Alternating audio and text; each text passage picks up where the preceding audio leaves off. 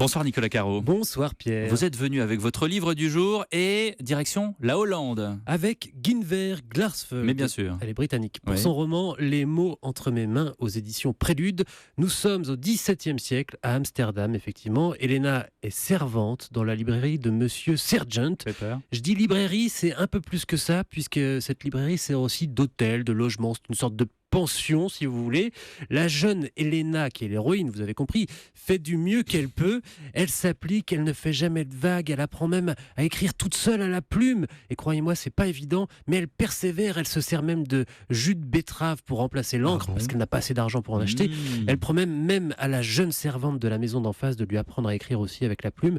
Bref, c'est vraiment une chic fille, Elena. Un jour, un pensionnaire prestigieux se présente. C'est un certain René Descartes. Lui-même, le philosophe Le philosophe lui-même. Himself. Il est attendu d'un jour à l'autre chez René. Monsieur Sergeant.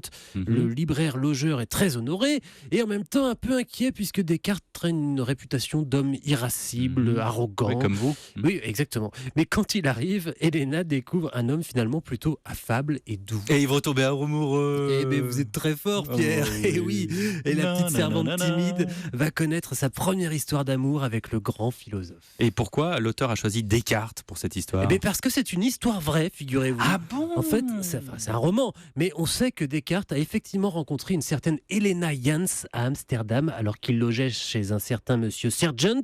Le philosophe a même eu une fille, Francine, avec Helena. Oh là là. La suite, je ne vous la raconte pas, je vous laisse la découvrir. Tout ce que je peux vous dire, c'est qu'elle est terrible et poignante. Bon, alors les mots entre mes mains pour connaître la suite des aventures d'Elena aux éditions Prélude. Merci Nicolas.